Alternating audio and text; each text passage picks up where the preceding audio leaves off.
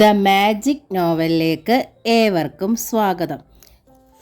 സുധാകർ മംഗളോദയത്തിൻ്റെ അമ്മ വീട് പാർട്ട് 14. ഉപ്പും മുളകും ചേർത്ത് പച്ചക്കറികൾ വെറുതെ വേവിച്ച് വിളമ്പണമെന്ന് മാത്രം. ആ സുമംഗല ഉണ്ടാക്കുന്ന കൂട്ടാനൊക്കെ എന്ത് രുചിയാ! അതുകൊണ്ട് തന്നെയാ ഞാൻ വെപ്പുകാരിയെ കൊണ്ടുവന്നത്, ഗിരിജ പറഞ്ഞു. നിങ്ങൾ സുമംഗലയെ പ്രകീർത്തിക്കുന്നത് കേട്ട് എൻ്റെ തല ചെകിടിച്ചു. അടുക്കളയിൽ ആൾ ആയതോടെ വിഷ്ണു സഹസ്രനാമവും ലളിത സഹസ്രനാമവും ദേവി മഹാത്മ്യവും പാരായണം ചെയ്യുന്നതല്ലാതെ വേറൊരു പണിയുമില്ലാതായി സുമംഗല ടീച്ചർക്ക്. ഏലമ്മയെ സഹായിക്കാൻ അവർ സന്നദ്ധതയായിരുന്നു. പക്ഷേ ആദ്യ ദിവസത്തെ ഗിരിജയുടെ ഉപദേശപ്രകാരം ആ സ്ത്രീ ടീച്ചറോട് യാചിച്ചു, എൻ്റെ ജോലി കളയിക്കല്ലേ പൊന്നെ. അടുക്കളയിൽ കയറി മറ്റാരെങ്കിലും സഹായിക്കുന്ന കണ്ട അന്നേരം എന്നെ പറഞ്ഞയക്കുമെന്നാ ഗിരിജ ടീച്ചർ പറഞ്ഞേക്കുന്നത്. എനിക്കാണെങ്കിൽ TV കാണണ്ട, നോവൽ വായിക്കണ്ട, പകലുറങ്ങണ്ട, വെറ്റില തിന്നണ്ട, ആകെയുള്ളത് ഈ ജോലി മാത്രമാ. അത് ഏലമ്മ തനിച്ച് ചെയ്തോളാവേ. പിന്നീട് ടീച്ചർ ഭക്ഷണം കഴിക്കാനല്ലാതെ അടുക്കള ഭാഗത്ത് ചെന്നിട്ടേ ഇല്ല. പൂന്തോട്ടത്തിൽ ഇറങ്ങി നിൽക്കാമെന്ന് വെച്ചാൽ പകൽ മുഴുവൻ അവിടെ കത്തുന്ന വെയിലാണ്. ആകെ തണലുള്ളത് ഉയരം കൂടിയ ഗേറ്റിൻ്റെ ഭാഗത്താണ്. പകൽ സമയത്ത് വാച്ചറില്ലാത്തതുകൊണ്ട് ഗേറ്റിൻ്റെ അഴികളിൽ പിടിച്ച് പുറത്തേക്ക് നോക്കി നിന്നാൽ സമയം പോകുന്നത് അറിയില്ല. റോഡിലൂടെ വാഹനങ്ങളും കാൽനടക്കാരും മത്സരിച്ചാണ് നടന്നു പോകുന്നത്. അതിനിടയിൽ ഒരു ദിവസം വഴിയിലൂടെ ശീലാവതി നടന്നു വരുന്നത് ടീച്ചർ കണ്ടത്. അടപ്പുള്ള ഒരു പരന്ന പ്ലാസ്റ്റിക് പാത്രമുണ്ട് കയ്യിൽ. നിറം മങ്ങിയ പഴയ സാരികളോ ടീച്ചർ നൽകുന്ന നേരിയതുകളോ മാത്രം ഉടുക്കാറുള്ള അവൾ തിളങ്ങുന്ന പുള്ളികളുള്ള ഒരു സാരിയാണ് ഇപ്പോൾ ധരിച്ചിരിക്കുന്നത്. കാതിലും കഴുത്തിലും സ്വർണ്ണാഭരണങ്ങൾ. അതേ പ്രായത്തിലുള്ളൊരു കൂട്ടുകാരിയുണ്ടൊപ്പം. അവളുടെ നെറുകയിൽ വെച്ചിരിക്കുന്നത് അടപ്പുള്ള പരന്ന അലൂമിനിയ ചരുവങ്ങളുമാണ്. രണ്ടുപേരെയും തൊട്ടൊരുമി സുപ്രനെ കണ്ടതോടെ ടീച്ചർ കാളെ ഉറപ്പായി. താൻ ചിറ്റിലശ്ശേരി വിട്ടു പോന്നപ്പോൾ സുപ്രനെ കൊണ്ടുപോയത് ഷീലുവാണ്. ടീച്ചറെ കണ്ടത് അവൾ പുഞ്ചിരിച്ചു. എന്നിട്ട് കൂട്ടുകാരിയുടെ കാതിൽ ചൊല്ലി, എന്തൊരു സൗന്ദര്യമുള്ളൊരമ്മച്ചി ഇല്ലയോടി. സൗന്ദര്യമുള്ളതൊക്കെ കൊണ്ട് എന്താരടി, അവർ മത്സ്യം വാങ്ങത്തില്ല. ടീച്ചർ പെട്ടെന്ന് ഗേറ്റിൻ്റെ അകത്തെ പാളി തുറന്നു. എന്നിട്ട് വിളിച്ചു, ഷീലു. അതോടെ സ്ത്രീകൾ നിന്നു പരസ്പരം നോക്കി. ശീലാവതിയല്ലേ? ടീച്ചർ തിരക്കി. ഏത് ശീലാവതി? ടീച്ചർക്ക് ശീലാവതിയായി തോന്നിയവൾ വിരൽ ചേർത്തു. എൻ്റെ പേര് സൗമിനി, ഇവള് ചിന്താമണി. അപ്പോൾ ഇത് സുപ്രനല്ലേ? നായയുടെ നേർക്ക് ടീച്ചർ കൈ ചൂണ്ടി. സുപ്രനാ? പെണ്ണുങ്ങൾ വായ് പൊത്തി ചിരി അമർത്തി. അതാര്? സുപ്രന് ഷീലുവല്ലേ അന്ന് കൊണ്ടുപോയത്? നേരിയൊരു അമ്പരപ്പ് പ്രകടമാക്കി ടീച്ചറുടെ മുഖത്ത്. ഷീലുവിൻ്റെ പേര് മാറ്റിയതുപോലെ സുപ്രൻ്റെ പേര് മാറ്റിയതാണോ? അയ്യോ എൻ്റെ പൊന്നമ്മച്ചി. വലിയ വട്ട പ്ലാസ്റ്റിക് ചരുവൻ തലയിൽ ബാലൻസ് ചെയ്തുകൊണ്ട് ഇരു കൈകളും എടുത്ത് സൗമിനെ തൊഴുതു. ഞാൻ ഷീലുവല്ല, എൻ്റെ അപ്പനും അമ്മയും എനിക്കിട്ട പേരായത്, സൗമിനിന്ന്. അങ്ങനെ പേര് മാറ്റേണ്ട പ്രായവുമല്ല എനിക്ക്. 3 കൊച്ചുങ്ങളുണ്ട് സൗമിനിക്ക്. മൂത്തവൻ കോളേജിലെത്തി. എവിടെ മൂത്തവള് ഈ വർഷം ബിടെക്കിനും ചേർന്നു. പിന്നെ കൂട്ടുകാരിയെ നോക്കി സഹതാപഭാവത്തിൽ ചൂണ്ടുവിരൽ തലയ്ക്ക് ചൂണ്ടി. വട്ടാണ് തോന്നണതെന്ന് ഭാവത്തിൽ ഒന്ന് വട്ടം ചുറ്റിച്ചോൾ. കൂട്ടുകാരി ചിന്താമണി വ്യസനത്തിൽ മൂക്കിൽ വിരലമർത്തി. വല്യക്കാട്ടെ മണിമാളികയിലാണ് പൊറുതിയെന്ന് പറഞ്ഞിട്ട് എന്തരാ കാര്യം മോളെ? തലയ്ക്ക് സ്ഥിരമില്ലാണ്ട് വന്ന പിന്നെന്തൊക്കെയായിട്ട് എന്താ? അതോടെ ടീച്ചർ വല്ലാതെയായി. കണ്ടപ്പോൾ ഷീലുവിനെ പോലെ തോന്നിയത് കൊണ്ട് മാത്രം ചോദിച്ചതാ, ക്ഷമിക്കണേ. ഈ നായ്ക്കുട്ടിയെ കണ്ടപ്പോൾ സുപ്രനാണെന്ന് വിചാരിച്ചു ഞാൻ. ഇത് റോട്ട് ചെയ്ത് ഞങ്ങളുടെ കൂടെ കൂടിയതാണമ്മച്ചി, സൗമിനി വിശദീകരിച്ചു. മത്സ്യം കൊണ്ട് നടക്കുമ്പം പട്ടിയും പൂച്ചയും ഒക്കെ ഇങ്ങനെ മണം പിടിച്ച് കൂടെ കൂടും. അത് നമ്മുടെ സ്വന്തമായതുകൊണ്ടല്ലോ. ആട്ടെ, അമ്മച്ചി മത്സ്യം കഴിക്കൂ? അയ്യോ ഇല്ല. ടീച്ചർ പിന്നോട്ട് ഒരടി വെച്ചു. മണം വന്നാൽ പോലും എനിക്ക് ബുദ്ധിമുട്ടാ. എങ്കിൽ അമ്മച്ചി അകത്തോട്ട് പോയിക്കാട്ടെ. ഇങ്ങനെ റോഡിലിറങ്ങി നിൽക്കണ്ട. ഒരു യമണ്ട മാലയും കഴുത്തിൽ കിടക്കുന്നുണ്ട്. കള്ളന്മാരും പിടിച്ചു പറിക്കാരുമുള്ള സ്ഥലവാ.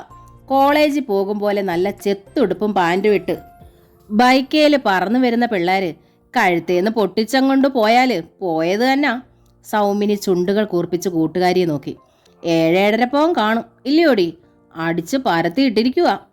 പളുങ്ക് വർത്താനവും പറഞ്ഞുകൊണ്ട് ഇവിടെ നിന്നാലേ ഇന്ന് കച്ചവടം നടക്കത്തില്ല കേട്ടോ. ചിന്താമണി കൈ ചൂണ്ടി താക്കീത് നൽകി. വഴിയിലൊരു സുന്ദരി അമ്മച്ചിയെ കണ്ടതിൻ്റെ ഒരു കോളേ. സൗന്ദര്യം ചുട്ടു തിന്നാൻ പറ്റുമോ? വൈകിട്ട് അടുപ്പത്ത് തീ പുകയണേലേ പാത്രത്തിലുള്ള മത്സ്യം വിറ്റാലല്ലേ പറ്റത്തുള്ളൂ. ഈ അമ്മച്ചിയാണെങ്കിൽ മീനിൻ്റെ മണം അടിച്ച ഓക്കാനവും വരും. എന്ന് വെച്ച് നമുക്കൊരു മനുഷ്യപ്പറ്റി വേണ്ടേടി മോളെ ചിന്തേ. സ്ഥിരതയില്ലാത്ത ഈ അമ്മച്ചീനെ ഈ വഴിയിൽ വിട്ടിട്ട് പോണത് ശരിയാണോ? കൈ നീട്ടി സുമംഗല ടീച്ചറുടെ കൈ പിടിച്ച് സൗമിനി. അമ്മച്ചി വാ, ഞാൻ വീട്ടിൽ കൊണ്ടാക്കാം. മനസ്സില്ലാ മനസ്സോടെയാണ് ചിന്താമണി കൂടെ ചെന്നത്. അമ്മച്ചി എന്നെ എന്തരോ ഒരു പേര് വിളിച്ചല്ലേ? ഓ, എന്തരാണതെൻ്റെ പിന്നെ പൊന്നെ? മറന്നുപോയല്ലോ അമ്മച്ചി. നടക്കുമ്പോൾ സൗമിനി തിരക്കി. ഷീലു. ടീച്ചർ പുഞ്ചിരിച്ചു. ശീലാവതി. അതാരമ്മ? അമ്മച്ചിയുടെ മോളാണോ അതോ തങ്കച്ചിയോ? അതെനിക്ക് വളരെ വേണ്ടപ്പെട്ട ഒരാളാ. ദൂരേന്ന് കണ്ടപ്പോൾ ഷീലുവിനെ പോലെ തന്നെ ഉണ്ടായിരുന്നു. സന്തോഷം കൊണ്ട് ഞാൻ കോരി തരിച്ചുപോയി. സൗമിനിയെ ഞാനിനി മറക്കില്ല. അമ്മച്ചിയെ ഞങ്ങളും ഇല്ലയോടി? സൗമിനി ചിന്തയെ നോക്കി. ഓ, അത്ര സന്തോഷമില്ലാത്ത മട്ടിൽ ചിന്താമണി ചിറി കൂട്ടി. താമരക്കുളത്തിന് മേലെയുള്ള ബ്രിഡ്ജ് കടന്ന് ടീച്ചർ സൗമിനിയും ചിന്താമണിയും പോർച്ചിനരികിലെത്തി. സിറ്റ് ഔട്ടിൽ നിന്നിരുന്ന ഗിരിജാന്തർജനം ആ കാഴ്ച കണ്ടു. സുമംഗല ടീച്ചറോടൊപ്പം മത്സ്യപാത്രങ്ങളും തലയിലേറ്റി 2 മീൻ വിൽപ്പനക്കാരികൾ.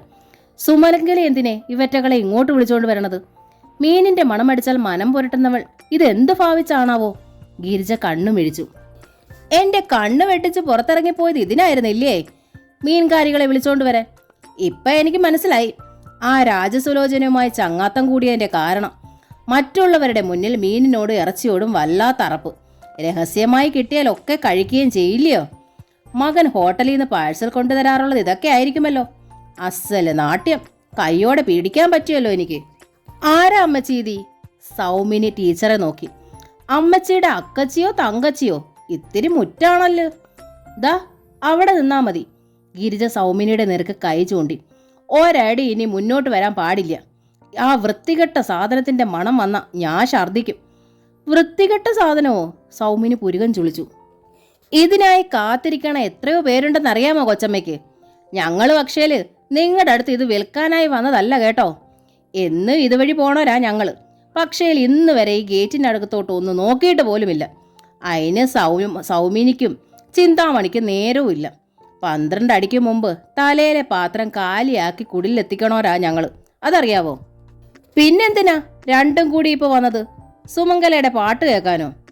പാട്ടും കൂത്തും കേൾക്കാനൊന്നും ഞങ്ങൾക്ക് നേരമില്ല കൊച്ചമ്മ. ചിന്താമണിയാണ് പറഞ്ഞത്.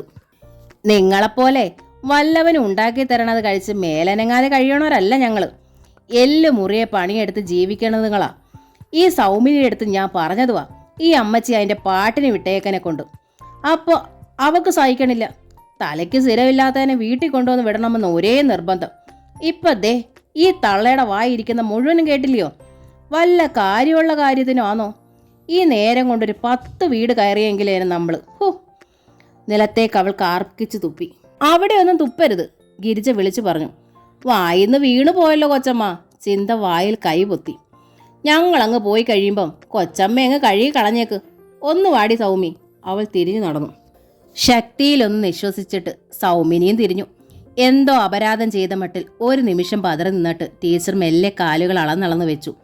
തൊട്ടരികിലെത്തിയതും ഗിരിജ ചോദിച്ചു, നാണമില്ലേ സുമംഗലേട്ടത്തിക്ക്? ആ മീൻകാരികൾ പറഞ്ഞത് കേട്ടില്ലേ? തലയ്ക്ക് സ്ഥിരമില്ലാത്തതെന്ന്. പ്രശാന്ത് ഇങ്ങ് വരട്ടെ, ഞാൻ പറഞ്ഞു കൊടുത്തേക്കാം. അതോടെ ടീച്ചറുടെ കണ്ണുകൾ നനഞ്ഞു. പറഞ്ഞു കൊടുക്കല്ലേ ഗിരിജേ, എൻ്റെ ഉണ്ണിക്കത് വലിയ സങ്കടമാവും. അപ്പോൾ ഞങ്ങളുടെ സങ്കടത്തിനൊന്നും നിങ്ങൾക്ക് പ്രശ്നമല്ലേ? അതിന് ഞാനിപ്പോൾ എന്ത് തെറ്റ് ചെയ്തു ഗിരിജേ? ആ മീൻ വിൽപ്പനക്കാരികളെ ഞാൻ വിളിച്ചോണ്ട് വന്നതൊന്നുമല്ല. അതിലൊരാളെ കണ്ടപ്പോൾ നാട്ടിലുള്ള ശീലാവതിയെ പോലെ എനിക്ക് തോന്നിപ്പോയി.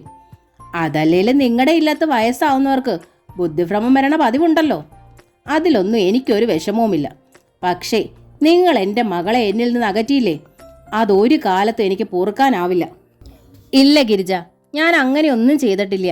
ഗിരിജയെപ്പറ്റി മോശമായി ഒന്നും ഞാൻ ശ്രുതിയോട് പറഞ്ഞിട്ടില്ല. എങ്കിൽ ഞങ്ങളുടെ സന്തോഷത്തിന് വേണ്ടി നിങ്ങൾക്ക് ഇവിടെ നിന്ന് പോയി തരാമായിരുന്നല്ലോ. വിദേശത്തുള്ള പെൺമക്കൾ കൂട്ടിക്കൊണ്ടുപോകാൻ തയ്യാറായിരുന്നല്ലോ. ഉണ്ണി സമ്മതിക്കഴിഞ്ഞിട്ടാണ് ഗിരിജ. ഉണ്ണിയെ ഞാൻ ധിക്കരിക്കാൻ പാടുണ്ടോ? ഉണ്ണിയുടെ നന്മയ്ക്ക് വേണ്ടിയല്ലേ ധിക്കരിക്കണത്? നിങ്ങൾ ഇവിടെ വന്നതോടെ നിങ്ങളുടെ മകൻ്റെ ദാമ്പത്യം തകർന്നില്ലേ? എൻ്റെ മകൾ കണ്ണീരിലായില്ലേ? അതൊന്നും നിങ്ങൾ കാണണില്ലേ? ഇനിയെങ്കിലും നിങ്ങൾക്ക് ഇവിടുന്ന് എവിടേക്കെങ്കിലും ഒന്ന് പൊയ്ക്കൂടെ? നിങ്ങൾക്ക് ഭ്രാന്താണെന്ന് ഈ ട്രിവാൻഡ്രം സിറ്റി മൊത്തം അറിഞ്ഞാലേ തൃപ്തിയാകൂ. ഇനിയിപ്പോൾ ഞാൻ എങ്ങടാ ഗിരിജയെ പോവുക? എൻ്റെ ഉണ്ണിയെ പിരിയണതിപ്പോൾ എനിക്ക് സങ്കടമായിരിക്കണം. നിങ്ങളുടെ പെൺമക്കളെ ഞാൻ അറിയിക്കാം, അവർ വന്ന് കൂട്ടിക്കൊണ്ട് പോയിക്കോളുമല്ലോ. ടീച്ചറുടെ മുഖം താണു. സങ്കടം കൊണ്ട് അവർ വീർപ്പ് മുട്ടി. അതോ ഉണ്ണിയെ പിരിയാൻ സങ്കടമാണെന്ന് പറഞ്ഞ് ആ ഉണ്ണിയുടെ ജഡം നെല്ലും അരിയും വളച്ച് കിടത്തി കണ്ടാലേ ഇവിടുന്ന് ഇറങ്ങാൻ തോന്നൂ. അയ്യോ ഗിരിജ, ടീച്ചർ ഉറക്കെ നിലവിളിച്ചു. ഇങ്ങനെയൊന്നും പറയല്ലേ, എനിക്ക് സഹിക്കില്ല. എൻ്റെ ഉണ്ണി എൻ്റെ ജീവനാ. അവന് വേണ്ടി മരിക്കാൻ പോലും ഞാൻ തയ്യാറാ. ദൈവത്തോട് ഞാൻ പ്രാർത്ഥിക്കണത് എൻ്റെ കുട്ടികളുടെ ആയുസ്സിനു വേണ്ടി മാത്രമാ. എൻ്റെ കുട്ടികൾക്ക് വേണ്ടി മറ്റെന്ത് സങ്കടവും ഞാൻ താങ്ങും. ഞാൻ ഈ ഭൂമിയിൽ നിന്ന് പോകുമ്പോഴും അവർ 3 പേരും ഇവിടെ ഉണ്ടാവണം. അങ്ങനെ ആഗ്രഹം ഉണ്ടെങ്കിൽ നിങ്ങൾ ഇവിടുന്ന് എവിടേക്കെങ്കിലും പോയേ പറ്റൂ. ജീവിച്ചാലും ഇനി അധിക കാലമൊന്നും ഉണ്ടാവില്ലല്ലോ. പിന്നെന്തിനാ ഈ പ്രയാസം? ഇല്ലേച്ചാ, വേളിക്കും അമ്മയ്ക്കും ഇടയിൽ കിടന്ന് വീർപ്പ് മുട്ടി നിങ്ങളുടെ മകൻ മരിക്കും. ഗിരിജ വെട്ടിത്തിരിഞ്ഞകത്തേക്ക് പോയി. എൻ്റെ ഈശ്വര, ടീച്ചർ ഏങ്ങലടിച്ചു കരഞ്ഞു. ഗേറ്റ് കടന്ന് കാർ വരുന്ന ശബ്ദം കേട്ടപ്പോൾ അവർ തിടുക്കപ്പെട്ട് കണ്ണും മുഖവും തുടച്ചു. ലഞ്ച് കഴിക്കാൻ ശ്രുതി എത്തിയതായിരുന്നു. വൈകുന്നേരം ടീച്ചർക്കുള്ള ചായയുമായി ഏലമ്മ അവരുടെ മുറിയിൽ വന്നു. ടീച്ചർ ആ സ്ത്രീയെ പിടിച്ച് കിടക്കയിലിരുത്തി. ഏലമ്മയുടെ ഭർത്താവും മക്കളുമൊക്കെ എവിടെയാണ്? ഭർത്താവ് മരിച്ചിട്ട് 20 ആണ്ടായി ടീച്ചറെ. ഏലമ്മ കണ്ണു തുടച്ചു. മക്കളൊക്കെ ഈ പരിസരത്തൊക്കെ തന്നെയാണ് താമസിക്കുന്നത്. ഓരോ പണികളൊക്കെ ചെയ്ത് അരിഷ്ടിച്ച് ജീവിക്കുന്നവരെല്ലാവരും. അതുകൊണ്ട് എൻ്റെ കാര്യത്തിനും കൂടി ബുദ്ധിമുട്ടിപ്പിക്കണ്ടല്ലോ എന്ന് വിചാരിച്ചാ ഞാൻ അടുക്കളപ്പണിക്ക് ഇറങ്ങി തിരിച്ചത്. മക്കളെ സമ്മതിച്ചിട്ട് തന്നെയാണോ അല്ലേ? ആൺമക്കൾക്ക് അത്ര സമ്മതമല്ല. വയസ്സുകാലത്ത് അമ്മച്ചിക്ക് അടങ്ങി ഒതുങ്ങി വീട്ടിലിരുന്നൂടായോ എന്ന് 3 പേരും ചോദിച്ചിട്ടുണ്ട്. പക്ഷേ അവരുടെ കെട്ടിയോളുമാർക്ക് 3നും ഞാൻ കൂടെ താമസിപ്പിക്കുന്നത് ഇഷ്ടമല്ല. എൻ്റെ കൊച്ചുങ്ങളെ ഞാൻ സങ്കടപ്പെടുത്തണ്ടല്ലോ. അതുകൊണ്ട് ഞാനിത് ചുമക്കണ്ടായോ? കണ്ണ് നിറഞ്ഞ് ടീച്ചർ കാണാതെ ഏലമ്മ തുടച്ചു. ടീച്ചർ ഉത്തരമില്ലാതെ ഇരുന്നു പോയി. അന്ന് തൊട്ട് അവരിലൊരു ചിന്ത വളർന്നു. മക്കൾക്ക് 3 പേർക്ക് ശല്യമാവാതെ തനിയെ എവിടേക്ക് താമസിക്കാൻ കഴിയും. ഒരു ഉച്ചയ്ക്ക് ശ്രുതിയോടൊപ്പം ഊണ് കഴിക്കാൻ ഇരിക്കുമ്പോൾ ടീച്ചർ അറിയിച്ചു, ഞാൻ ചിറ്റിലശ്ശേരിയിലേക്ക് മടങ്ങിപ്പോയാലെന്ന് ആലോചിക്കുക മോളെ. അതെന്തേ പെട്ടെന്ന് അങ്ങനൊരാലോചന വന്നത്? എനിക്ക് ഈ ഭൂമിയിൽ ഏറ്റവും ഇഷ്ടപ്പെട്ട സ്ഥലം അതാ. പക്ഷെ അവിടെ ഇപ്പോൾ അമ്മയ്ക്ക് വീട് സ്ഥലവും ഒന്നും ഇല്ലല്ലോ. ഒന്നും വേണ്ടല്ലോ, ടീച്ചർ ചിരിച്ചു. ഏതെങ്കിലും വീട്ടിൽ പേയിങ് ഗസ്റ്റായി താമസിക്കാലോ. അത്തരം ചില വീടുകൾ എൻ്റെ മനസ്സിലുണ്ട്. പെൻഷൻ ഉള്ളത് കൊണ്ട് എനിക്കത് മുഴുവൻ അവിടെ ചെലവാക്കാനും പറ്റും. പക്ഷേ എൻ്റെ സമ്മതത്തോടെ അമ്മ ഇവിടുന്ന് പോവില്ല. പിണങ്ങിയതുപോലെ ശ്രുതി ഊണ് മതിയാക്കി എഴുന്നേറ്റ് പോയി. പിന്നെ ഓടി അടുക്കളയിൽ ഉണ്ടായിരുന്ന ഏലമ്മയുടെ അടുത്തെത്തി. ഏലമ്മേ, എൻ്റെ ശാരികയെ കാണാനില്ല കൂട്ടിൽ. ശാരികയോ? അതാരാ ടീച്ചറെ? എനിക്കറിയത്തില്ലല്ലോ. ഏലമ്മ കൈമലർത്തി. ശാരിക എൻ്റെ പനന്തത്തയാ. പിൻവാതിലെ കൂട്ടിനുള്ളിൽ ഉണ്ടായിരുന്നതാ. ഇപ്പൊ കൂട് തുറന്നു കിടക്കണു. ശാരികയകത്ത് കാണാനുമില്ല. പുറത്തു പോയാൽ അതിന് അധിക നേരം പറക്കാൻ കഴിയില്ല. വല്ല കാക്കയോ പൂച്ചയോ കണ്ടാൽ അതിനെ ഉപദ്രവിക്കും. ശാരിക എന്നത് സുമംഗല ടീച്ചർ വളർത്തുന്ന തത്തയാണെന്ന് മനസ്സിലായതും ഏലമ്മയുടെ മുഖത്ത് പരിഭ്രമത്തിന്റെ ചുളിവുകളുണ്ടായി. അയ്യോ ടീച്ചറെ, പറഞ്ഞു കേട്ടതല്ലാതെ ഞാൻ അതിന് ഇതുവരെ കണ്ടിട്ടേയില്ല. പുറകിലെ വരാന്തയിലോട്ട് ഞാൻ വന്നിട്ടേ ഇല്ലല്ലോ. അടുക്കളയും എൻ്റെ മുറിയുമല്ലാതെ ഒരിടവും എനിക്ക് അറിയത്തുമില്ല. ആകെ ഒരു തവണയാ ടീച്ചറുടെ മുറിയിൽ തന്നെ വന്നത്. അതിന് ടീച്ചറെ ചായ കുടിക്കാൻ കാണാത്തപ്പോൾ. എൻ്റെ ഈശ്വര, നെഞ്ചിൽ കൈയമർത്തി ടീച്ചർ കരഞ്ഞു. രാത്രിയുമാവാറായില്ലോ, ഞാനിനി എവിടെ പോയി തേടും? എൻ്റെ കർത്താവേ, ഏലമ്മയെ നെഞ്ചത്ത് കൈവച്ചു. ഇതൊരു സങ്കടമായല്ലോ. അപ്പോഴേക്കും ഗിരിജാന്തർജനും അവിടെ എത്തി. എന്തിനാ സുമംഗല കരയണത്? സുഖമില്ലേ? അർത്ഥഗർഭമായി ഏലമ്മ ഗിരിജയെ നോക്കി. എന്നിട്ട് പറഞ്ഞു, അതിൻ്റെ കിളിയെ കാണാനില്ലെന്ന്. ചെന്ന് നോക്കുമ്പോൾ കൂട് തുറന്നു കിടക്കുന്നു. കൂടിൻ്റെ വാതിലിന് പൂട്ടും താക്കോലും ഉള്ളതല്ലേ. അപ്പോൾ പിന്നെ മറ്റാര് തുറക്കും? ഉച്ചയ്ക്ക് ചോറ് കൊടുക്കാൻ ശ്രുതിക്കുട്ടി തുറന്നിട്ടുണ്ടാവും. തുറന്നെങ്കിൽ പക്ഷേ വാതിൽ പൂട്ടാതെ ആ കുട്ടി പോരാറില്ലല്ലോ. എന്നേക്കാൾ ശ്രദ്ധയാ ശ്രുതിക്ക്. അത് പറയണ്ട, ഗിരിജ തർക്കിച്ചു. മിടുക്കിയായ ഡോക്ടറൊക്കെ ആണെങ്കിലും മറ്റു കാര്യങ്ങളിലൊന്നും യാതൊരു ശ്രദ്ധയില്ല അവൾക്ക്. എൻ്റെ മകളായതുകൊണ്ട് എനിക്ക് പുകഴ്ത്തി പറയേണ്ട കാര്യമില്ലല്ലോ. അപ്പോഴും ഏലമ്മ അവരെ സൂക്ഷിച്ചു തന്നെ നോക്കി. പ്രശാന്ത് എത്തും വരെ ടീച്ചർ കരച്ചിൽ തന്നെയായിരുന്നു. അച്ചമ്മയുടെ ശാരിക നാളെ രാവിലെ അച്ചമ്മയ്ക്കരികിൽ വരൂട്ടോ എന്ന് പറഞ്ഞ് യദുവും ലയയും അവരെ തുടർച്ചയായി സമാധാനിപ്പിച്ചുകൊണ്ടിരുന്നു. പ്രശാന്ത് എത്തിയതും വീട് മൊത്തം പരിശോധിച്ചു. അയാൾക്കും വലിയ മനസ്താപമായി. വൈകിയാണ് ശ്രുതി വന്നത്. അവൾക്കായിരുന്നു ഏറ്റവും സങ്കടം. അമ്മ ചിറ്റിലശ്ശേരിക്ക് പോകുമെന്ന് പറഞ്ഞതിൻ്റെ സങ്കടത്തിൽ ഉച്ചയ്ക്ക് ശാരികയ്ക്ക് ചോറ് കൊടുക്കണ കാര്യം വരെ ഞാൻ മറന്നുപോയി. അത് കാരണം ഞാൻ കൂട് തുറന്നതുമില്ല. മറ്റാരാണ് ഇവിടെ കൂട് തുറക്കാൻ? ശ്രുതി ചെന്ന് താക്കോൽ വെച്ചിരിക്കുന്ന സ്ഥലത്ത് നോക്കി. താക്കോൽ അവിടെ തന്നെ ഉണ്ടായിരുന്നു. അവൾക്ക് സംശയം സ്വന്തം അമ്മയായിരുന്നു. എന്നിട്ടും ശ്രുതി ടീച്ചറെ ആശ്വസിപ്പിച്ചു. തീർച്ചയായും നാളെ അവൾ വരുമമ്മേ. പക്ഷേ ആ രാത്രി സുമംഗല ടീച്ചർ ഉറങ്ങിയില്ല. ഒരു തുള്ളി വെള്ളം പോലും കുടിച്ചില്ല. നിലത്ത് ചമ്രം പടഞ്ഞിരുന്ന് നിർത്താതെ നാമം ജപിക്കുകയായിരുന്നു. കുറേ സമയം ശ്രുതി ആ അരികിൽ വന്നിരുന്നു. ആ സമയത്ത് അവൾ മറ്റൊരു കാര്യം ശ്രദ്ധിച്ചു. അമ്മയെ കാണാനായി പ്രശാന്ത് ആകാംക്ഷയോടെ മുറിയുടെ വാതുക്കലെത്തും. അമ്മയുടെ അരികിൽ തൻ്റെ ആജന്മ ശത്രുവിനെ കാണുമ്പോൾ മുറിയിൽ കടക്കാതെ തിടുക്കത്തിൽ മുഖം കുടഞ്ഞ് വാതിലിൽ നിന്നും മറയും. അല്പം കഴിയുമ്പോൾ വീണ്ടും വരും. പഴയ നാടകം ആവർത്തിക്കും. ഒടുവിൽ ശ്രുതിക്ക് സഹതാപമായി. പ്രശാന്ത് അമ്മയുടെ അരികിൽ വന്ന് ഇരുന്നാട്ടെ. അമ്മയ്ക്കും അതായിരിക്കും ആശ്വാസം. അവൾ എഴുന്നേറ്റ് പുറത്തേക്ക് നടന്നു. കോറിഡോറിൽ വെച്ച് പ്രശാന്തുമായി മുഖാമുഖം കണ്ടു. പ്രതീക്ഷിച്ച പോലെ പ്രശാന്ത് മുഖം തിരിച്ചു. എന്നിട്ട് ശ്രുതി അവിടെ തന്നെ നിന്നു. അവൾ പറഞ്ഞു, തത്തയെ തുറന്നു വിട്ടത് ഞാനല്ല കേട്ടോ. കുറച്ച് ദിവസമായി ഞാനാ അതിന് ആഹാരം കൊടുത്തിരുന്നത്. ഇന്ന് പക്ഷെ ഞാനത് മറന്നു. ഇന്നു മാത്രം മറന്നു. പ്രശാന്തിൻ്റെ സ്വരത്തിൽ പരിഹാസവും വെറുപ്പും കനത്തു. ഇന്ന് തന്നെ ആ ജീവി സ്വയം കൂട് തുറന്ന് പുറത്തു പോവുകയും ചെയ്തു. ഇല്ലെങ്കിൽ അമ്മ തന്നെ തുറന്നു വിടണമല്ലോ. എന്നിട്ട് അങ്ങനെ കിടന്ന് പ്രാണം കളയേണ്ട കാര്യമുണ്ടോ അമ്മയ്ക്ക്? വളർത്തുന്ന ജീവികൾ മക്കളേക്കാൾ പ്രിയപ്പെട്ടവരമ്മയ്ക്ക്. അവറ്റകൾക്ക് വേണ്ടി ആ പാവം പ്രാണം കളയും. എനിക്കതറിയാം പ്രശാന്ത്. ശ്രുതിയുടെ തൊണ്ടയിടറി. എന്നിട്ടാണോ താൻ അതിനെ തുറന്നു വിട്ടത്? ശ്രുതി ഞെട്ടലോടെ പ്രശാന്തിനെ നോക്കി. ഞാനോ? അതെ, താൻ തന്നെ. ആ മുഖത്ത് നോക്കിയാണ് പ്രശാന്ത് അറിയിച്ചത്.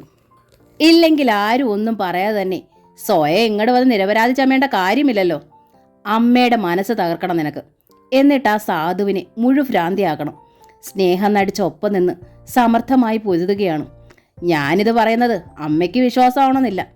അത്ര നിഷ്കളങ്കയാ എൻ്റെ അമ്മ. അറിയാതെ ശ്രുതി ഒന്ന് ഏങ്ങിപ്പോയി.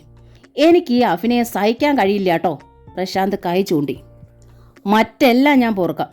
എന്നെ എൻ്റെ അമ്മയും പുറത്താക്കാൻ സ്നേഹം അഭിനയിക്കുകയോ നിവൃത്തിയുള്ളെന്ന് നിനക്കറിയാം. പക്ഷെ ഒന്ന് മനസ്സിലാക്കിക്കോ, അങ്ങനെ പ്രശാന്തിനെ പുകച്ചു ചാടിക്കാൻ കഴിയില്ല. രാവിലെ ആ വളർത്തുകിളി തിരിച്ചെത്തിയില്ലെങ്കിൽ ഇതിൻ്റെ പേരിൽ എൻ്റെ അമ്മയ്ക്ക് വല്ല മെൻ്റൽ സ്ട്രോക്ക് സംഭവിച്ചാൽ ഇതുവരെയുള്ള പ്രശാന്തിനെ അല്ല നീ പിന്നെ കാണുക. മറുപടി ഒന്നും പറയാതെ ശ്രുതി കോറിഡോറിലൂടെ നടന്നു മറഞ്ഞു. പെട്ടെന്ന് അവൾക്ക് പിന്നിൽ ഗിരിജ എത്തി. എന്തേ പ്രശാന്ത് പറഞ്ഞത്? അങ്ങാടിയിൽ തോറ്റാൽ അമ്മയുടെ നേർക്കാവും ചാട്ടം. ആർക്കും പ്രയോജനമില്ലാത്തൊരു വളർത്തുകിളിക്ക് വേണ്ടി അമ്മയും മകനും കൂടി ഈ വീട് ഇടിച്ചു നിരപ്പാക്കണ ലക്ഷണമുണ്ട്. അമ്മ മിണ്ടരുത്. ശ്രുതി ഇടഞ്ഞു. എല്ലാം അമ്മ ഒരാളാ ചെയ്തത്. എനിക്കറിയാം. നിങ്ങൾ സത്യത്തിൽ എൻ്റെ ജീവിതം തകർക്കുകയാ, എന്നെ ആത്മഹത്യയിലേക്ക് നയിക്കുകയാ. ഈശ്വര, ഗിരിജ നെഞ്ചിൽ തല്ലി. നീ തന്നെ എന്നോടിത് പറയണം. ഞാൻ ജീവിക്കണത് നിനക്ക് വേണ്ടിയാ. അമ്മ ജീവിക്കണത് അമ്മയ്ക്ക് വേണ്ടി മാത്രമാ. അതെനിക്ക് നന്നായി അറിയാം. ഈ സൊസൈറ്റിക്ക് ഏറ്റവും ചേരുന്ന വ്യക്തിയാ ഇപ്പോൾ എൻ്റെ അമ്മ. പക്ഷേ നിങ്ങൾ ഒടുവിൽ തീർത്തും തനിച്ചാകും. ഓർത്തോളൂ, പ്രായം കുറയുകയല്ല കൂടുകയാണ്. അത് മറക്കണ്ട. ശ്രുതി നടന്നു. സുമംഗല ടീച്ചർ കണ്ണുകളൊന്നും ചിമ്മാതെ നേരം പുലരുവോളം നാമജപം തുടർന്നു. ലയയും യദുവും ആ മടിയിൽ തലചായ്ച്ച് കിടന്നുറങ്ങി. പ്രഭാതമായതും പ്രശാന്തും മക്കളും കൂടി വീടിന് ചുറ്റും നടന്ന് ശാരികയെ തേടി. പറക്കാൻ വയ്യാത്തത് കൊണ്ട് അടുത്ത വീട്ടിലെ പൂച്ചയെങ്ങാൻ വന്ന് പിടിച്ചു തിന്നു കാണുമോന്നാ എൻ്റെ പേടി. യദു പറഞ്ഞു. അങ്ങനെയൊക്കെ പറയാതെ മോനെ, ലയ ഉപദേശിച്ചു. ശാരികയ്ക്ക് എന്തെങ്കിലും സംഭവിച്ചാൽ അച്ചമ്മ അത് സഹിക്കില്ല. പുറത്ത് വെച്ചിരുന്ന വേസ്റ്റ് ബിന്നുകൾ കൂടി യദു പരിശോധിച്ചു. അതിലുണ്ടായിരുന്ന സകല സാധനങ്ങളും എടുത്ത് പുറത്തിട്ടു. രാത്രി പൂച്ചയെ കണ്ടു ഭയന്ന് അത് ഇതിനകത്തങ്ങാൻ കയറി ഒളിച്ചുകൂടാന്നില്ലല്ലോ. അപ്പോഴാണ് വേസ്റ്റുകളുടെ കൂട്ടത്തിൽ സുമംഗല ടീച്ചറുടെ പേരിൽ വന്ന കുറേ പോസ്റ്റൽ കവറുകൾ അവന് കിട്ടിയത്. ഇത് കണ്ടോ അച്ഛേ? കവറുകൾ എടുത്ത് യദു പ്രശാന്തിനെ കാണിച്ചു. അച്ഛയുടെ കെയർ ഓഫ് വെച്ച് അച്ചമ്മയ്ക്ക് വന്ന കത്തുകളാ. അച്ചമ്മ ഇതെന്തിനാ വേസ്റ്റിൽ കളഞ്ഞതാവോ? പ്രശാന്ത് വന്ന് കവറുകൾ വാങ്ങി ഫ്രം അഡ്രസ് പരിശോധിച്ചു. സാരമതി, നന്ദന, ചിറ്റിലശ്ശേരി എന്നാണ് എഴുതിയിരിക്കുന്നത്.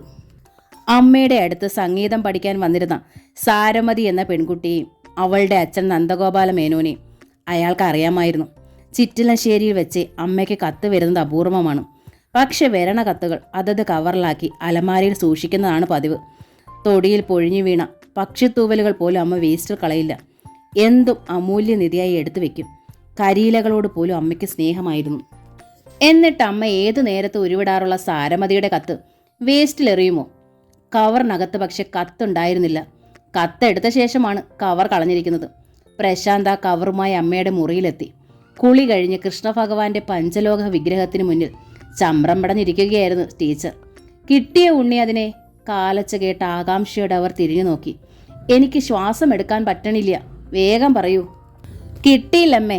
വല്ല മരച്ചില്ലയിലും തണുത്ത് വിറച്ചിരിക്കുന്നുണ്ടാവും. നേരെ നന്നായെന്ന് പുലരട്ടെ, പറന്നു വരും. ഈ ടൗണിന്റെ നടക്ക എവിടെ അച്ഛാ മരവും മരച്ചില്ലയും? ലേ ചോദിച്ചു. റോഡ് വക്കിൽ എത്രയോ വഴിമരങ്ങളുണ്ട്. യദുവാണ് അതിന് മറുപടി പറഞ്ഞത്. ഞങ്ങളുടെ സ്കൂളിൽ തന്നെ എത്ര മരങ്ങളുണ്ട്. മരച്ചില്ലകളിൽ നിറയെ കിളികളും. എല്ലാ കിളികളും മരമുള്ളിടത്തേക്കേ പറന്നു പോകും. ഒരുപാട് ദൂരേക്ക് പറന്നു പോയാൽ അതിന് പറന്നു വരാൻ പറ്റുമോ മോനെ? ലേക്ക് സംശയം. പറന്നു വരണോന്നില്ല, തൊഴുകൈയോടെ ടീച്ചർ പറഞ്ഞു. എവിടെയും ജീവനോടെ ഉണ്ടായാൽ മതി. ജീവഹാനി സംഭവിച്ച് എൻ്റെ കണ്ണിൽ കാണാൻ ഇടവരുത്താതിരുതെൻ്റെ മതി എൻ്റെ ഭഗവാനെ. വരുവച്ചാൽ ജീവനോടെ തന്നെ വരുമമ്മേ. അമ്മയുടെ അരികിലിരുന്ന് പ്രശാന്ത് ആ ചുമഴിൽ തഴുകി. എന്നിട്ട് കയ്യിലിരുന്ന കാലി കവറുകൾ കാണിച്ചു കൊടുത്തു.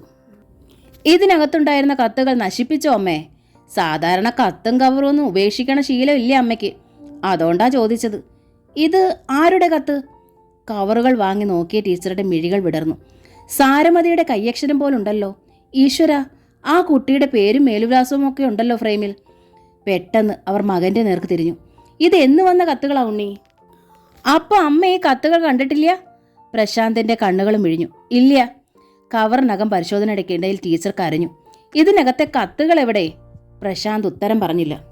സാരമതിയെങ്കിലും എനിക്കൊരു വരി എഴുതിയില്ലല്ലോ എന്ന് നിരീച്ച് ഞാൻ പലപ്പോഴും വ്യസനിച്ചിരുന്നു. എന്നിട്ട് ആ പാവം ദാ എത്ര കത്തുകൾ എഴുതിയിരിക്കണു. എനിക്ക് ആരും ഒരെണ്ണം പോലും തന്നില്ലല്ലോ മോനെ. എൻ്റെ കെയർ ഓഫ് വെച്ച് വന്നതാ. പോസ്റ്റ്മാൻ ഗേറ്റിലെ പോസ്റ്റ് ബോക്സിൽ ഇട്ടിട്ടുണ്ടാവും. ആരോ അതെടുത്ത് വായിച്ചിട്ട് കത്ത് നശിപ്പിച്ച് കവർ വേസ്റ്റ് ബിന്നിലിട്ടു. ഈശ്വരന്റെ കളി അതുകൊണ്ടാണല്ലോ നമുക്കിതൊക്കെ കിട്ടിയതും നമ്മളോട് കാട്ടിയ ചതി അറിയാൻ കഴിഞ്ഞതും. ലേയുടെ മുഖം വല്ലാതെ ഒന്ന് ചുളിഞ്ഞു.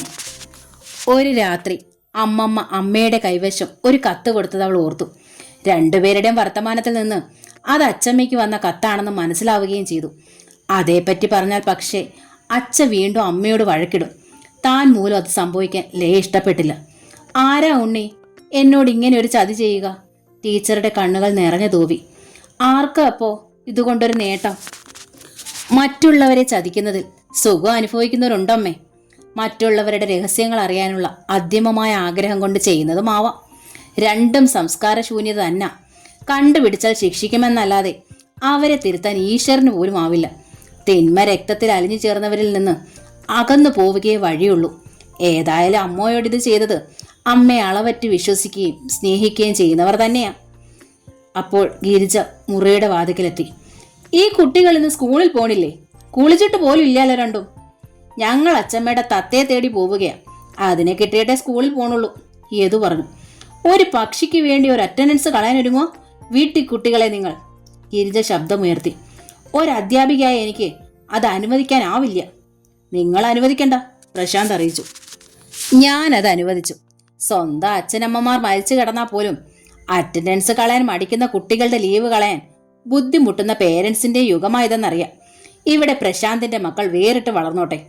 നിങ്ങളെപ്പോലൊരു അധ്യാപിക തന്നെയാ എന്നെയും പ്രസവിച്ചത്. പക്ഷെ ഞാൻ പഠിച്ച പാഠങ്ങൾ വേറെയാ. ഇതുപോലത്തെ പൊടിക്കുഞ്ഞുങ്ങളെ റോഡിലിടിച്ച് തെറിപ്പിച്ച് കൊല്ലുന്ന ഡ്രൈവർമാരെ സൃഷ്ടിക്കണതും മാർക്കിനല്ലാത്ത എത്തിക്സിന് ഒരു മിനിറ്റ് പോലും നൽകാത്ത അധ്യാപകർ തന്നെയാ. ആഹാ, ഗിരിജ കഴുത്ത് വെട്ടിച്ചു. മക്കളെ നശിപ്പിക്കുന്ന ഒരു അച്ഛൻ, ചി. അവർ തിരിഞ്ഞു നടന്നു. കുട്ടികൾ സ്കൂളിൽ പോയിക്കോട്ടെ ഉണ്ണി, ടീച്ചർ യാചിച്ചു. ക്ലാസ് കളയിക്കണ്ട. പരീക്ഷകളിൽ തോറ്റാലും എൻ്റെ മക്കൾ നല്ലവരായി വളർന്നാൽ മതിയമ്മേ. പരീക്ഷകളിൽ ജയിച്ചുകൊണ്ട് നല്ലവരായി വളരാമല്ലോ മോനെ. യദു, ലയ, വേഗം പോയി കുളിച്ച് റെഡിയാവൂ, പ്രശാന്ത് കൽപ്പിച്ചു. അതോടെ കുട്ടികൾ രണ്ടും പുറത്തേക്ക് ഓടി. ഉണ്ണി, പോയി റെഡിയാവൂ, ടീച്ചർ പറഞ്ഞു. നിനക്കും പോണ്ടേ? അതിനു മുമ്പ് എനിക്കൊരു ചെറിയ ജോലിയുണ്ട്. അമ്മയുടെ കയ്യിൽ നിന്ന് പ്രശാന്ത് ആ കാലി കവറുകൾ പിടിച്ചു വാങ്ങി പുറത്തേക്ക് പോയി. ടീച്ചറുടെ കണ്ണുകളൊന്ന് പിടഞ്ഞു. ഉണ്ണി, വേണ്ട. അവർ പിടഞ്ഞെഴുന്നേറ്റു. ഹോസ്പിറ്റലിൽ പോവാനായി നിലക്കണ്ണാടിക്ക് മുന്നിൽ നിന്ന് സാരി ധരിക്കുകയായിരുന്നു ശ്രുതി. പെട്ടെന്നാണ് വാതുക്കൽ 1 മിനിറ്റ് എന്ന പ്രശാന്തിന്റെ അറിയിപ്പ് വന്നത്. ഭർത്താവ് തന്റെ മുറിയുടെ വാതുക്കലെത്തിയതിന്റെ അത്ഭുതത്തിലും സന്തോഷത്തിലുമാണ് അവൾ സാരിയുടെ മുന്താണി നേരെ പിടിച്ചിട്ടുകൊണ്ട് ആ വശത്തേക്ക് തിരിഞ്ഞത്. പക്ഷേ ആ മുഖം കണ്ടപ്പോൾ എന്തോ പന്തികേടുണ്ടെന്ന് ശ്രുതിക്ക് വ്യക്തമായി. ഈ കത്തുകൾ എന്നു വന്നതാണ്? ക്രുദ്ധനായി പ്രശാന്ത് മുറിയിലേക്ക് കാലെടുത്തു വെച്ചു. 7-8 പോസ്റ്റൽ കവറുകൾ അയാൾ ശ്രുതിക്ക് നേരെ നീട്ടി. കവറുകൾ കണ്ടപ്പോഴേ അവൾക്ക് കാര്യം മനസ്സിലായി. ആദ്യം വന്ന കത്ത് അമ്മ തന്നെ കാണിച്ചതാണ്. കർശനമായി നിരുത്സാഹപ്പെടുത്തിയത് കൊണ്ടാവാം പിന്നീട് വന്ന കത്തുകളെക്കുറിച്ച് മിണ്ടിയില്ല. കവറുകൾ വാങ്ങി ശ്രുതി ഫ്രം അഡ്രസ് പരിശോധിച്ചു. എല്ലാം സാരമതി എഴുതിയ കത്തുകളാണ്. പക്ഷേ കവറുകൾക്കകം ശൂന്യമായിരുന്നു. ദുഷ്ടബുദ്ധിയാണെങ്കിലും തന്റെ അമ്മയുടെ നേർക്ക് കൈ ചൂണ്ടാൻ ബുദ്ധിമുട്ടുള്ളതുകൊണ്ട് ശ്രുതി മുഖം കനിച്ച് കുറ്റമേറ്റു. ഞാനാണ് ആ കത്തുകൾ എടുത്ത് നശിപ്പിച്ചത്. എന്തിന്? ചാട്ടുളി എറിയും പോലെയായിരുന്നു ചോദ്യം. എന്താണ് ആ കത്തുകളിൽ എഴുതിയിരിക്കുന്നത് അറിയാനുള്ള ആകാംക്ഷ കൊണ്ട് പൊട്ടിച്ചതാ ഓരോന്നും. ഇടറുന്ന സ്വരത്തിലാണ് ശ്രുതി പറഞ്ഞത്. പൊട്ടിച്ചു കഴിഞ്ഞപ്പോൾ അത് പിന്നെ അമ്മയെ ഏൽപ്പിക്കാൻ വിഷമമായി. വിശ്വസ്തയായും സ്നേഹത്തിന്റെ പ്രതീകമായും ഒപ്പം നിന്നോണ്ടല്ലേ ഈ ചതി ചെയ്തത്. അതെ, അവൾ പൊട്ടിക്കരഞ്ഞു പോയി. കരഞ്ഞ നിമിഷമായിരുന്നു ആ മുഖത്തൊരടി വീണത്. ശ്രുതി പക്ഷേ മുൻപേ അത് പ്രതീക്ഷിച്ചിരുന്നു. അപ്പോഴേക്കും ടീച്ചറുടെ കരച്ചിൽ വാതുക്കൽ കേട്ടു. അരുത്, ഞാൻ ഈ വീട് വിട്ട് എവിടേക്കെങ്കിലും പോകും. പ്രശാന്ത് തിരിഞ്ഞു നോക്കി. അമ്മയോടുള്ള സ്നേഹം ഉറപ്പിക്കാനാണമ്മേ ഞാനിത് ചെയ്തത്. എനിക്ക് ഈ സ്നേഹം വേണ്ട. ഭാര്യയെ തല്ലുന്നവനായി എൻ്റെ ഉണ്ണി അധംപതിക്കുന്നത് കാണാൻ എനിക്ക് വയ്യ. പ്രശാന്ത് നടന്നു ചെന്ന് അമ്മയെ ചേർത്ത് പിടിച്ച് പുറത്തേക്ക് കൊണ്ടുപോയി. അപ്പോൾ വാതുക്കൽ ഗിരിജയുണ്ടായിരുന്നു. എന്തിനാ വെറുതെ നുണ പറഞ്ഞ് നീ തല്ലു വാങ്ങിയത്? എൻ്റെ അമ്മയ്ക്കൊരു മാറ്റമുണ്ടാവാൻ. പക്ഷേ ഞാൻ സ്വയം മരിച്ചാൽ നിങ്ങൾ മാറില്ലെന്ന് എനിക്കറിയാം. സാരിത്തുമ്പ് കൊണ്ട് മുഖം ഒന്ന് തുടച്ച് ഷോൾഡർ ബാഗ് എടുത്ത് ചുമലിലിട്ട് ശ്രുതി തിടുക്കത്തിൽ പുറത്തേക്ക് നടന്നു. പതിവ് സമയത്ത് പ്രശാന്തിനെ നിർബന്ധിച്ച് ടീച്ചർ ജോലിക്ക് അയച്ചു. ഏലമ്മ വന്ന് വിളിച്ചിട്ടും പക്ഷേ പ്രാതൽ കഴിച്ചില്ല അവർ. ഒരു നരുന്ത് കിളിക്ക് വേണ്ടി പട്ടിണി കിടന്ന് നിങ്ങൾ ചാവാൻ ഒരുമ്പെടുകയാണോ സുമംഗലേട്ടത്തി? ഗിരിജയും ആ വാതുക്കലെത്തി. പഞ്ചലോഹ കൃഷ്ണ വിഗ്രഹത്തിന് മുന്നിൽ സാഷ്ടാംഗം നമസ്കരിച്ച് കിടന്ന സുമംഗല ടീച്ചർ അനങ്ങിയതേയില്ല. അപ്പോഴാണ് പുറത്ത് എവിടെയോ നിന്നും സുമംഗല ടീച്ചറെ എന്ന് വിളി കേട്ടത്. ടീച്ചർ പെടഞ്ഞെഴുന്നേറ്റു. ഗിരിജയിൽ ഒരു ഞെട്ടലുണ്ടായി. വീണ്ടും ആ വിളി ഉണർന്നപ്പോൾ ടീച്ചർ നെഞ്ചോട് കൈ അമർത്തി. നിന്റെ ശാരികയല്ലേ അത്?